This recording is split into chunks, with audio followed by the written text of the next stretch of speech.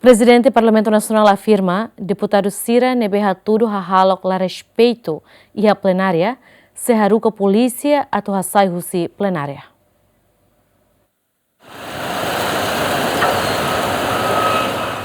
Foi no encontro semanal o Presidente da República quarta-ne, Presidente do Parlamento Nacional, Maria Fernanda Lai Hateten, durante ne deputado Balon hatudo hahalok la respeito e a plenária, liu e a sessão discussão nian. No neto Fernanda Lai, se for sanção, ba deputado Cira nebe continua coalia la respeita malu, no insulta deputado Celo, no sei russo ba peniteli atu hasai deputado Cira e a plenária. Deputados nebe Cira coalia la respeito malu, how se sanciona.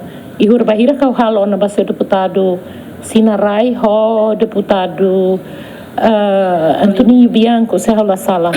Kau até tem bota usa microfone sem autorização, mas se sanciona. E lá hoje o Parlamento Timor halo foi lá lá sobre a Malásia eu aprender.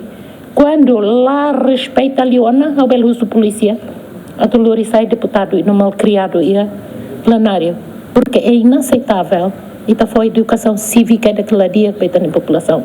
É assim, mas o parlamento será serviço. E também discute e discorda, mas lá bele insulta mal. Fernanda Laimos afirma, Estado selo deputado Cira tu discute assunto povo nian, mas tem que o respeito, lá bele insulta malo. Ao uso para ita la bele tolok malu, respeita malu e a parlamento para evitar ita tu discute assuntos ne bele ligado a ita interesses privados.